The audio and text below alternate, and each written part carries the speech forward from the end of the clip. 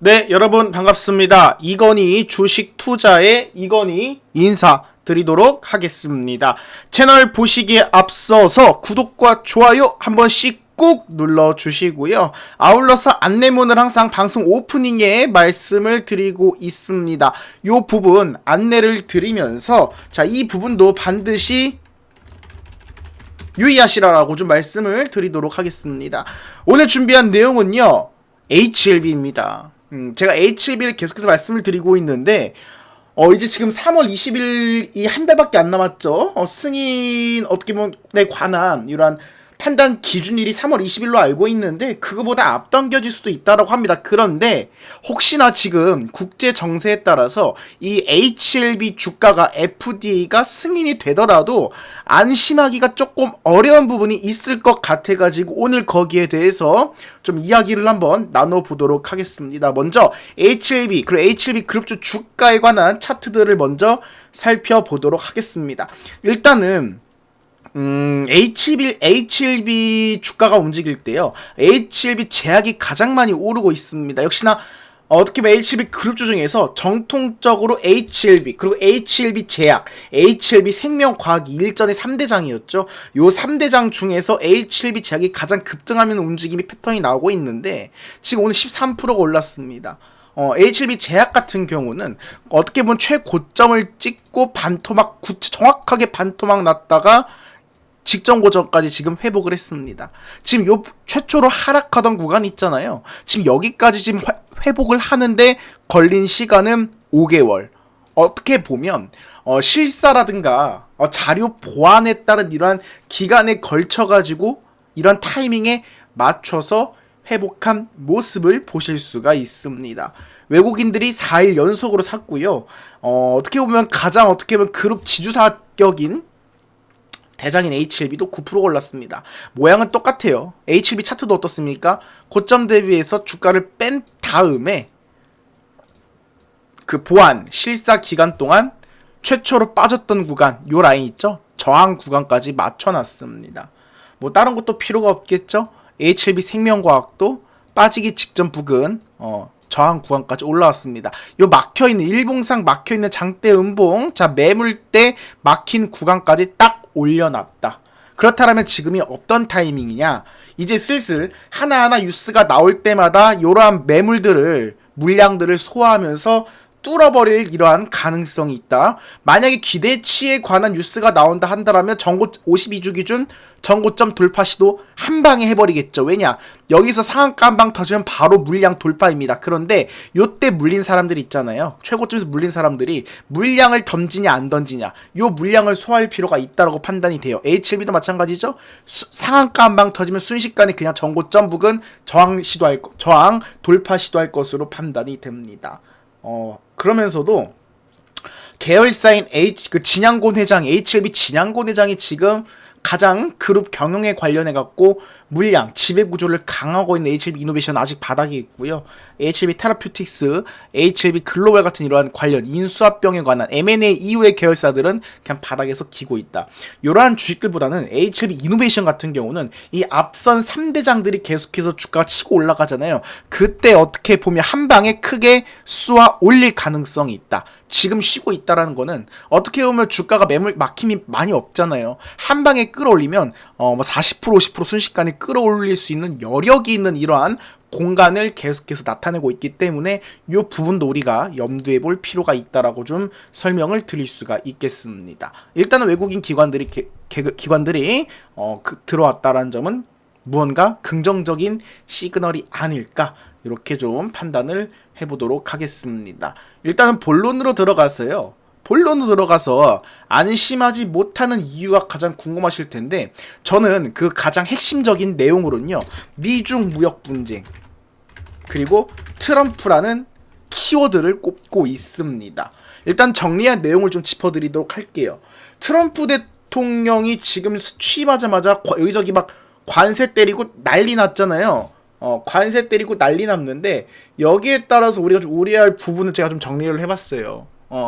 역시나 미국과 중국 관계가 있겠죠. 지금 트럼프 대통령 자체가 1기 때도요, 재임 기간 동안 중국과의 무역 전쟁을 포함한 강경 정책을 펼쳤어요. 지금 H7B 핵심이 무엇이냐 여러분들.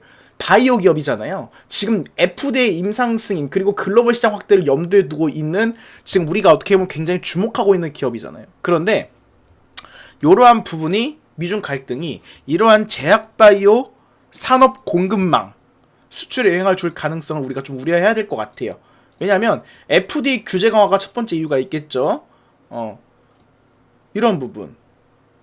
이런 정책 변화가 너무 왔다 갔다 하잖아요. 지금 여러분 반도체도 아실 거예요. 이 반도체도 갑자기 이 보조금 특별법을 갑자기 뒤집어 엎어버리고 다시 재검토한다라고 합니다. 그러면 정책 변화가 굉장히 좀 어떻게 보면 다 계속해서 빠르기 때문에 이러한 바이오 기업 신약 개발 일정이나 비용에 영향을 줄 수 있을 것 같아요. 그렇게 된다 한다라면 일단 트럼프 대통령의 정치적 영향이 강하잖아요. 그럼 미국 내 정책 불확실성이 커질 수밖에 없습니다. 예컨대 이러한 바이오 기업에 대한 지원 정책이 불확실해지거나 아니면 특정 산업에 대해서 정책 우선순위가 변경될 수도 있어요. 그 자꾸 세금을 때려버리잖아요. 세금을 때려버리기 때문에 이러한 정책 방향에 따라서 글로벌 투자 환경도 변동될 수가 있다. 특히나 지금 우리가 투자가 많이 들어갔잖아요. 여기서 영향을 충분히 미칠 수 있다라는 겁니다.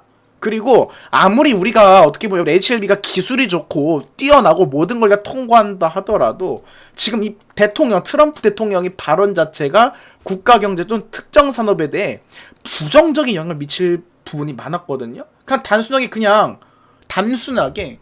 기분대로 하는 거예요. 그래서 일단 우리가 지금 알아봐야 될 건 무엇이냐. 연결고리.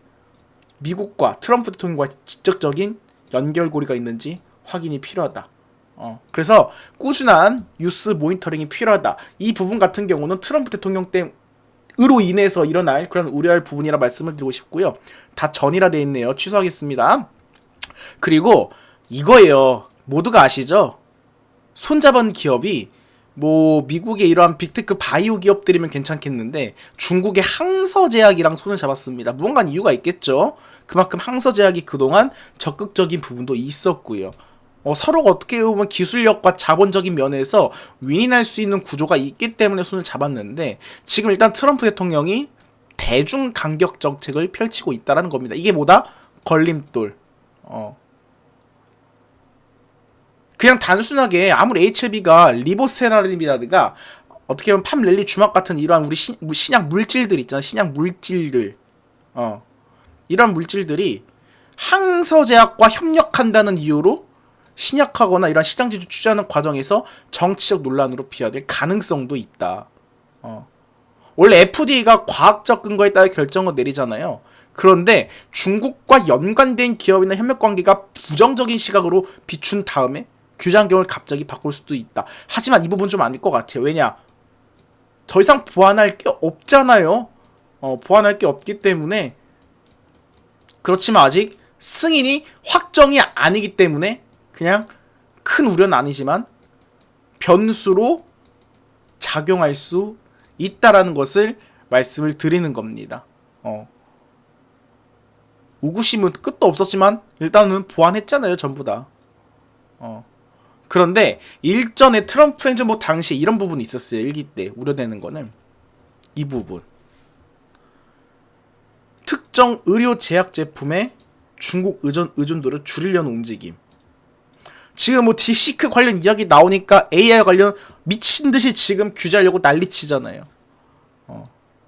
그러면 미국 진출에 관한 이런 공급망 의존도 문제가 있을 것 같고. 그리고 기술 유출 문제.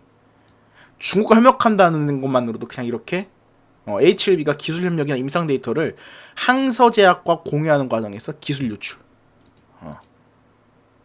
이 부분은 우리가 조금 좀 우려를 하면서 좀 너무 맹신하게 아무리 좋아도 좀 우리가 변수로 작용할 수 있을 거라는 이러한 생각을 하면서